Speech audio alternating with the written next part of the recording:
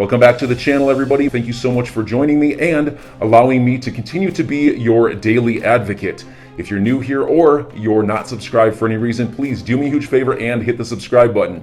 Thank you to all of you who have been watching and following me for so long. It truly means a lot, and I'm glad that I can be this person. Now, Mac Attack says still in play. XRP is still on track. With this projection, nothing has changed. And if this projection, nothing has changed, I sure hope he's right. 265, what would you do with that? Let's pause for a second and reflect. What would you do with a $265 XRP? If you woke up this morning and XRP was $265, what would you do? I'm trying to think what I would do. Well, I can promise you I would be staring at my phone a little bit, I'll put it that way, but I would do some things. Now, I'm not going to play this video. This is Perry-Ann Boring from the Chamber of Digital Commerce. She's not talking about XRP or Ripple or anything in this clip. But John Deaton took this opportunity to say, I look forward to the Digital Chamber of Commerce joining the fight versus the SEC's overreach in the Ripple case. The DCC filed an amicus brief in Telegram, a pure ICO case. In the XRP case, the SEC attacks the token itself, independent of Ripple. Perry-Ann Boring and the Digital Chamber of Commerce involvement is welcome. So John Deaton is welcoming them to the party any moment now. Then Kristen Smith, who runs the Blockchain Association, had an entire thread here. She says, if you've been paying attention the past few weeks, there's a lot of evidence of bipartisan vibe shift on crypto, contrary to the media narrative that pushes a polarized split on the issues. Here's what I've seen. Anyway, she goes through a whole thread, but never ever mentions Ripple or XRP. And to this day, neither her nor her organization have done anything to publicly support Ripple or John Deaton in his representation of 66,000 plus XRP holders. So what I said to her is, the last time there was supposed work on behalf of the industry, and that would be the Venture Capital Working Group, remember that? The last time there was a supposed work on behalf of the industry, we got a free pass for Bitcoin and Ethereum, which has lasted for 3+ years, I think, while everything else was left in purgatory, intentional in my opinion. This and the fact that the Blockchain Association, Kristen Smith, haven't made any public statements in support of Ripple or John Deaton keeps us skeptical. So forgive us if we're a little skeptical there. Now, I got this out of order. Let me see if it was, no, I didn't get it out of order. Someone replied in this thread with an open secrets on Darren Soto. Remember, Warren Davidson, who we've been talking about, is partnered with Darren Soto in Congress to do the Token Taxonomy Act, which we now know was more or less written by the Enterprise Ethereum Alliance, okay, which is why Warren Davidson has been catching some heat. Well, turns out it's not just Warren Davidson. Here's the open secrets on Darren Soto. Number 3 donor is Blockchain Association, and that is the same association who has done nothing, no public statements, nothing for Ripple or John Deaton, and so we have to point that out. And we can also point this out. This is TAIG. He says, if you're disappointed in what you learned about Warren Davidson working with members of the Enterprise Ethereum Alliance, by the way, I have no problem with Warren Davidson working with the Enterprise Ethereum Alliance, and I have no problem with him having a meeting where a lot of the people from that are there. Where my problem comes in is where Warren Davidson is not doing anything other than talk about the Ethereum scandal, okay? He hasn't asked for an investigation, neither has Soto, neither has Tom Emmer, none of them have.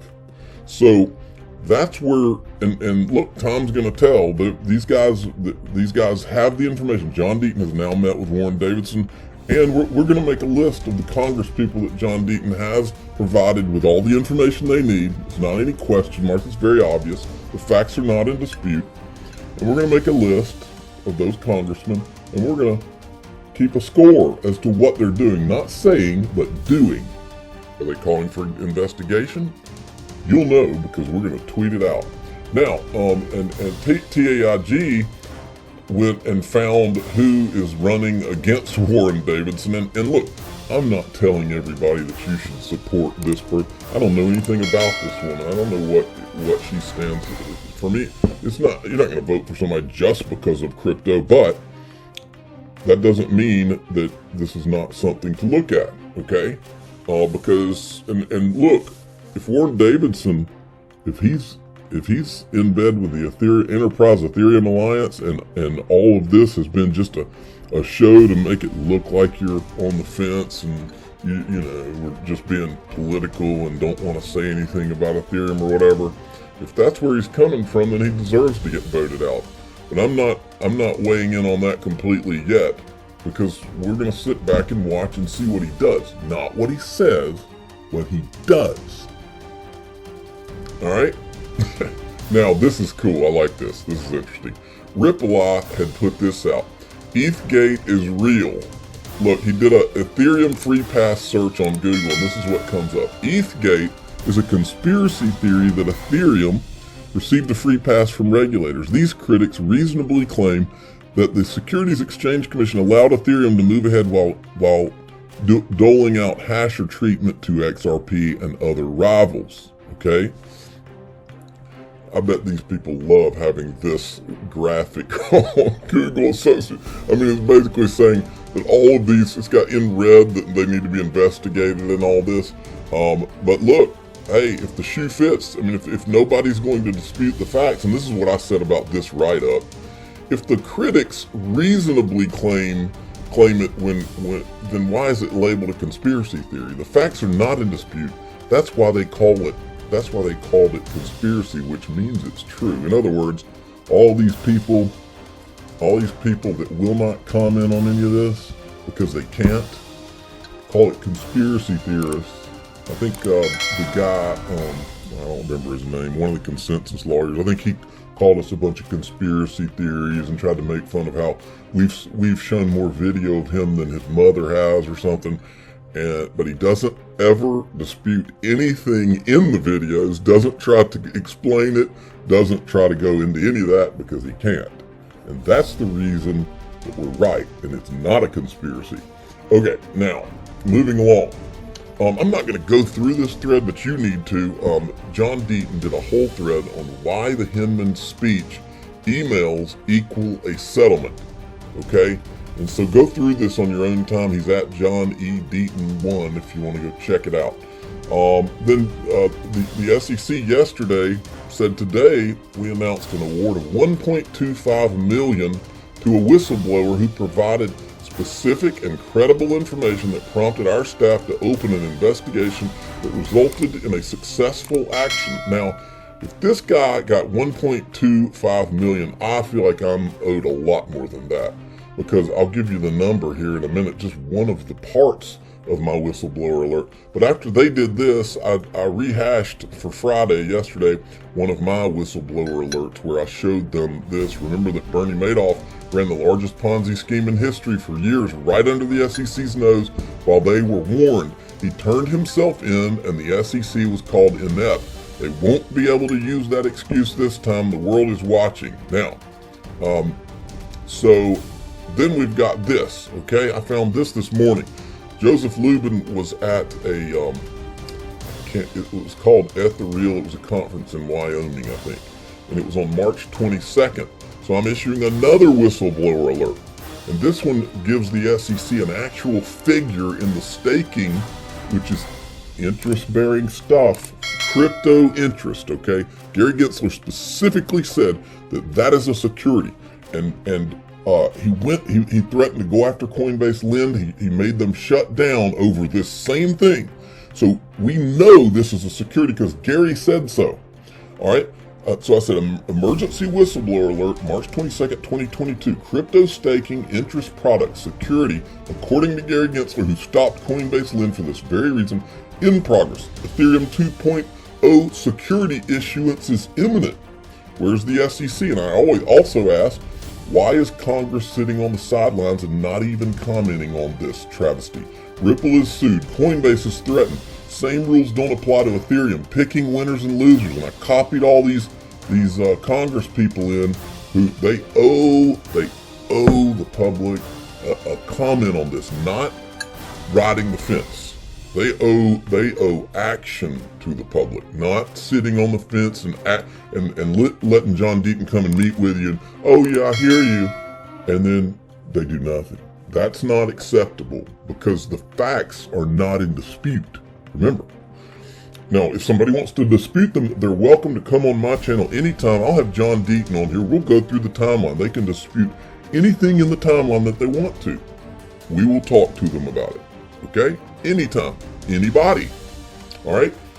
So let's play this clip for you. This is Joseph Lubin on stage.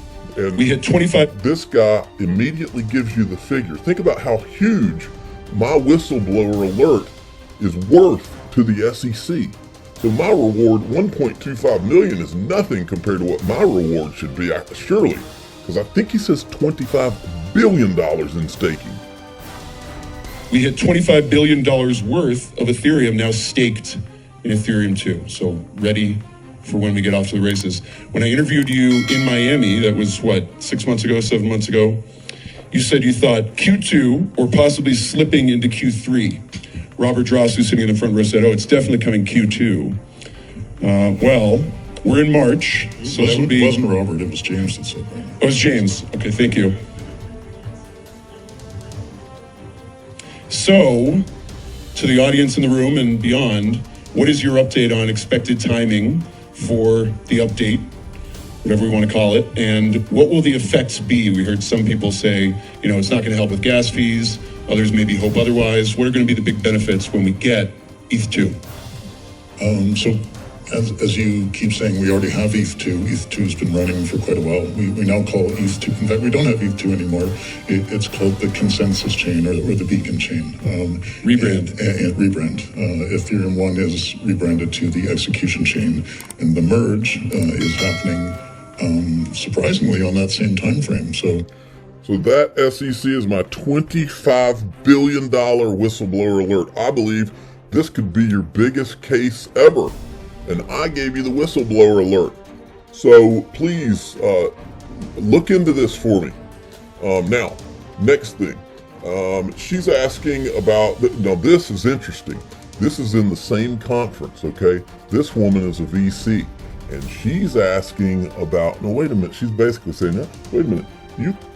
I know this whole Web3 thing's decentralized and all this, but explain to me, I mean, what about all the venture capitalists that were heavy into this early? What about that? Hey Joe, it's Bonnie. So on that note, Web3 represents a really exciting vehicle to do mass transfer of knowledge, wealth, and power for an alternate future. But what's your take on the VCs taking such a huge equity stake in this game so early on? And this being a VC myself, so just being a devil's advocate here. So we're talking about democratization, but is it truly democratized? They all know it's not. They all know it's BS. Let me go through this before he answers, and trust me, his answer is complete nothing, just complete BS. Web3 was centralized from the start. It was VCs and banks, folks. And the decentralization thing has just been a marketing term all along. They came up with this to create Joseph Lubin's own reality. Those are his words, not mine. The disguised whales from the ICO are everything. An audit of that ICO is everything, because that tells you what this really is. That tells you who really controls it. And that's got to be done. So VCs will do what VCs do. I look at him holding that prefer, elbow. and we prefer working with VCs that are more collaborative. VCs that don't really aggressively try to write everyone else out of around. And so I hope that those VCs out there that might hear this understand that, you know, many VCs recognize that sort of behavior and don't appreciate that sort of behavior, and a good reason for VCs to work together, maybe in the context of a DAO even, and enable more investors to participate. Hey, Joe. All right. What did he say here? What did Bonnie say, digital asset investor? Wealth, control, and power for an alternative future. Oh, me. Now, TAIG had made me aware of something I did not catch either. I haven't seen this yet. Ripple attorney Mary Jo White filed a subpoena to One River looking for any communications between Jay Clayton, One River, and more. So enjoy your day, everybody. I'm always here for you. Leave any comments or questions below, and be sure to subscribe. But thanks, everybody. I really appreciate you. Enjoy your day, and I always have your back. So thanks so much, everybody.